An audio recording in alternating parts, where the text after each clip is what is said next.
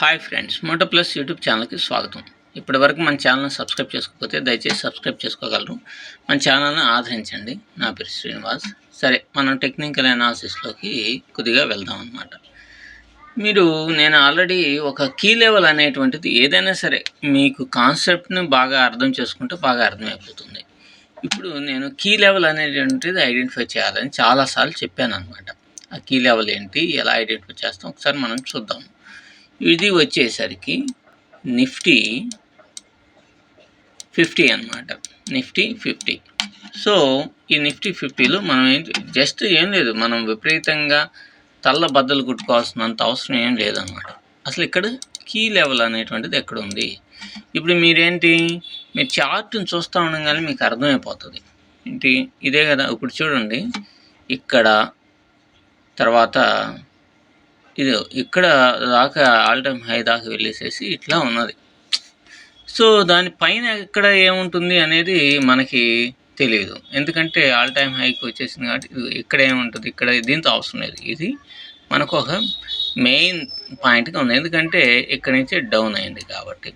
So ఇక్కడ నుంచి పైకి వచ్చింది, ఇక్కడ నుంచి డౌన్ అయింది కాబట్టి అది ఒక మెయిన్ కీ లెవెల్గా భావిద్దాం. సో ఇప్పుడు మనం ఏం చెప్తున్నాము, ఈ పాయింట్ని ఒక్కదాన్ని బేస్ చేసుకొని మనం వెళ్ళిపోవాలి. ఇంకా ఇన్ని రకాలు ఇక్కడ ఒకటి ఇది ఉంటే మనం పెద్ద కన్ఫ్యూజ్ అయిపోతాం అనమాట. సో దానికి తోడు ఏంటి, నిన్న క్లోజింగ్ ప్రైస్ ఇక్కడ ఉంది, దీనికి దగ్గరలో ఉండేటట్టుగా చూసుకోవాలి. ఎందుకంటే గ్యాప్ అప్ అయినా గ్యాప్ డౌన్ అయినా ఈ రేంజ్లో ఉంటుంది కాబట్టి ఆ రేంజ్కి వచ్చేసేసి మళ్ళీ చేంజ్ అనేది ప్రైస్ కావచ్చు కాబట్టి. సో ఇప్పుడు మనం చేయాల్సినటువంటి పని ఏంటి, 3 నిమిషాలకు వెళ్దాం. ఈ లైన్ అనేటువంటిది కానొస్తుంది కదా.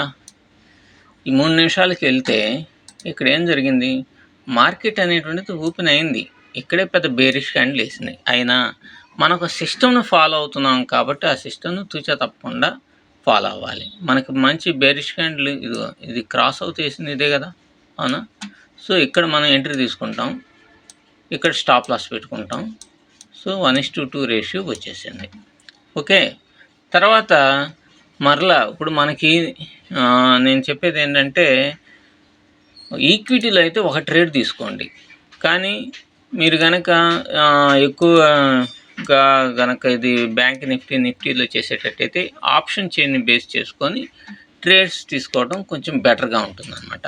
ఇది చూడండి, ఇక్కడ నుంచి నిఫ్టీ పడిపోయింది, ఇక్కడ 1:2 రేషియోలో వచ్చింది.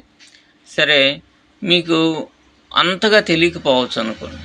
ఇప్పుడు ఇక్కడ మీరు తీసుకున్నారు అనుకోండి, ఇక్కడ తీసుకుంటే ఇక్కడ నుంచి ఏదో కొద్ది పాయింట్లు వచ్చినాయి, కానీ 1:2 రేషియోలో మనకి నిఫ్టీలో ఇవ్వాల. ఇక్కడ మంచిగా సక్సెస్ అయ్యాం, ఇక్కడేం మనకేం రాలా. తర్వాత ఇక్కడ చూడండి, దీనికి కొన్ని ఒక 2-3 పాయింట్లన్నా బఫర్ పెట్టుకుంటారు కదా, ఇక్కడ ఎంట్రీ అవుతుంది. సో ఇక్కడ కూడా ఏమైంది, 1:3లో వచ్చింది. ఓకే, సో ఈ విధంగా మనం కనుక ఇక్కడ ఏముంది, 1:2 ఇక్కడ వచ్చింది, ఇక్కడ 1:2 రాలా, ఇక్కడ ఎస్ఎల్ హిట్ అయింది, ఇక్కడ 1:3 వచ్చింది. సో ఎస్ఎల్ హిట్ అయింది కాబట్టి ఎస్ఎల్ హిట్ అయిందని మనం ప్రశాంతంగా చెప్పుకోవచ్చు, ఏం ఇబ్బంది ఏం లేదు. సో తర్వాత మనం ఈ నిఫ్టీ ఈ విధంగా పనిచేస్తే, అదే కనుక మీకు ఆప్షన్ చైన్ మీద కనుక ఒక అవగాహన కనుకుంటే, ఆప్షన్ చైన్ మీద అవగాహన ఉంటే ఖచ్చితంగా ఇక్కడ ఎంట్రీ అనేది మీరు తీసుకోకుండా ఇక్కడే తీసుకుంటారు. ఎందుకని ఇక్కడ తీసుకోరు, ఆప్షన్ చైన్ అవగాహన ఉన్నటువంటి వాళ్ళకి అర్థమైపోతుంది అనమాట. సో తర్వాత ఇక మనం బ్యాంక్ నిఫ్టీకి వెళ్దాం. బ్యాంక్ నిఫ్టీలో కూడా ఇట్లానే ఒక కీ లెవెల్ ఏంటో చూద్దాం. 15 మినిట్స్ టైం ఫ్రేమ్ పెట్టుకోండి. ఒక్క పాయింట్ ఎప్పుడైనా సరే కీ లెవెల్ ఒక పాయింట్నే ఒక లైనే తీసుకుంటాం, చాలా అంటే చాలా బెస్ట్. 10-15 చాలామంది లెవెల్స్ అని చెప్పేసి 7-8 కీ లెవెల్స్ చూపిస్తారు, అది వర్కౌట్. సరే, వాళ్ళకి అవుతుందేమోలే, మనం వాళ్ళని అంటూ అనవసరం. సరే, ఒక్క నిమిషం బ్యాంక్ నిఫ్టీ తీద్దాం.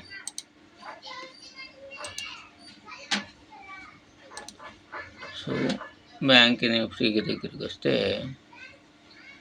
చూడండి, 15 నిమిషాలు టైం ఫ్రేమ్, 15 మినిట్స్ టైం ఫ్రేమ్లో మనం చూడండి, మీరు బాగా గమనించండి, ఇక్కడ మనకి ఇది కదా నిన్న క్లోజింగ్ ప్రైస్ ఏది నుంచి దీనికి దగ్గరలో ఎక్కడ కీ లెవెల్ ఉన్నదో చూసుకోవాలి. మనం ఇది చూడండి, ఇక్కడ ఒక సపోర్ట్ తీసుకుంది, ఇక్కడ ఆ సపోర్ట్ని ఇచ్చేసింది, ఇక్కడ ఆ సపోర్ట్ని రిజెక్షన్ చేసింది. ఇక్కడ ఆ సపోర్ట్ నువ్వు దాదాపు 3 చార్ట్లు కనుక తీసుకుంటే మంచిగానే పరిగణించవచ్చు. సో మనం ఈ లెవెల్స్ ఉన్నాయి కదా, ఈ లెవెల్స్ని మనం ఈ లెవెల్గా గుర్తించవచ్చు. చూడండి, ఇది ఒకటి సేమ్ అక్కడే ఆ ప్రైస్ దగ్గరే చూడండి, 2 1 2 ఇది క్రాస్ అయి ఉండొచ్చు. క్రాస్ అయి ఉన్నా ఏముంటుంది, ఇది పడలేదు కదా, ఈ లెవెల్ దగ్గరికి రాలేదుగా, ఈ లెవెల్ దగ్గరికి రాలేదు కాబట్టి దీన్ని ఆ లైన్ క్రాస్ అయినా మనం పరిగణించాల్సిన అవసరం లేదు. సో 3. సో మనకు అది ఒక కీ లెవెల్గా మనం పరిగణించవచ్చు. కాబట్టి ఇక్కడ అంటే అక్కడ బయ్యర్స్ ఉన్నారని అర్థం. సో ఇక్కడ ఈ లెవెల్ని మనం చేసేసి ఇప్పుడు మనం 3 మినిట్స్ టైం ఫ్రేమ్కి వెళ్ళాం. ఓకేనా, 3 మినిట్స్ టైం ఫ్రేమ్కి వచ్చిన తర్వాత ఏం జరిగింది చూడండి.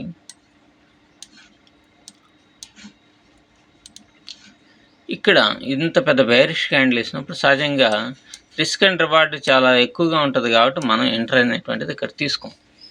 అర్థమైందా? ఇక్కడ తీసుకుంటాం, ఇక్కడ మనం తీసుకోవడం అనేది జరిగింది. సో ఇది చూడండి, మీకు ఒక 5 పాయింట్లైనా బఫర్ పెట్టుకుంటే ఇది 1:2 రేషియోలో వచ్చింది. ఇన్ కేస్ రాలేదు, మనం ఇక్కడ స్టాప్ లాస్ అనేటువంటిది హిట్ అయిందని చెప్పేసి మనం భావిద్దాం. ఓకే, మనం భావించామనుకోండి, ఇది ఒక 5 పాయింట్లో ఉంటుంది. కావాలంటే మీరు ఒక బ్యాంక్ నిఫ్టీ అయితే ఇప్పుడున్న పరిస్థితుల్లో 10 పాయింట్లు బఫర్ పెట్టుకోవాలి. 92, ఇది స్టాప్ లాస్ హిట్ అయింది. సో స్టాప్ లాస్ హిట్ అయింది. హిట్ అయిన తర్వాత మరలా ఏమవుతుంది, నేను మీకు చెప్పాను కదా, ఇంకొక ఆపర్చునిటీ వస్తే మీరు ఎంటర్ కావచ్చు. ఇది మంచి బేరిష్ క్యాండిలే కదా,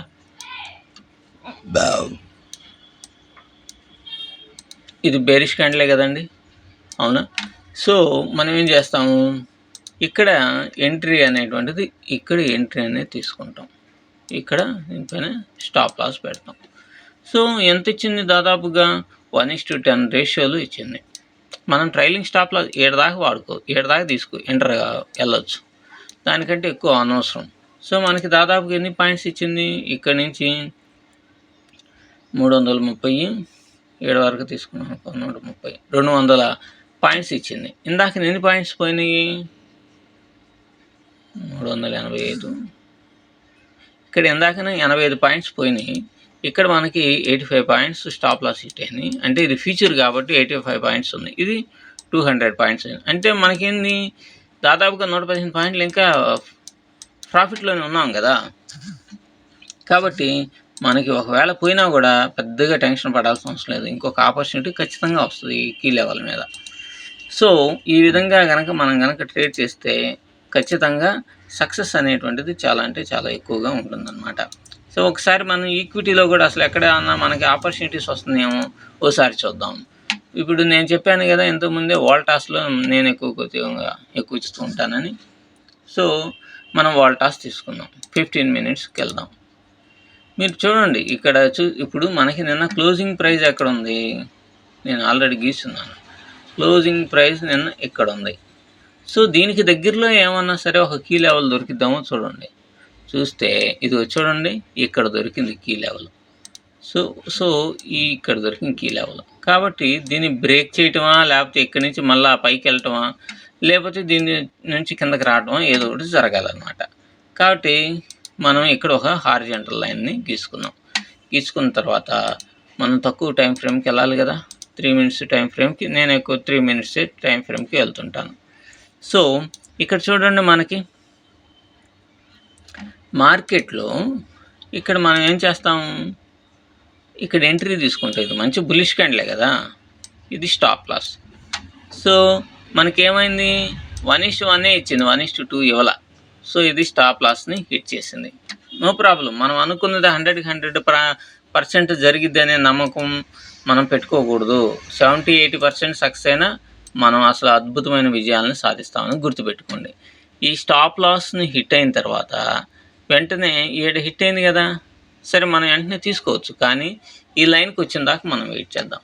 వెయిట్ చేస్తే మనకేమైంది, ఇదిగోండి చూడండి, ఇక్కడ ఎంట్రీ దొరికిందా, ఎంట్రీ ఇదేమన్నా స్టాప్ లాస్ కదా. ఇక్కడి నుంచి చూడండి ఎంత వచ్చింది, దాదాపుగా ఎన్ని పాయింట్స్ వచ్చినాయి, ఇందాక ఎన్ని పాయింట్స్ పోయినాయి. చూడండి ఎన్ని పాయింట్స్ పోయినాయి. ఇందాకన వచ్చేసి ఒక్క నిమిషం 38, 45, ₹7 ఇక్కడ మనం నష్టపోతే ఇక్కడ దాదాపుగా 39 పొందింది, ₹20 లాభం వచ్చింది, ₹20 ప్రాఫిట్స్ వచ్చింది. సో ఇక్కడ ₹20 ప్రాఫిట్స్ వచ్చింది. సో ఈ విధంగా మనం ఒక కీ లెవెల్ని కనుక మెయింటైన్ చేయగలిగితే మనం కనుక ఈజీగా సక్సెస్ అనేటువంటిది కావచ్చు. సో ఈ విధంగా ట్రేడ్ చేయండి. Thank you.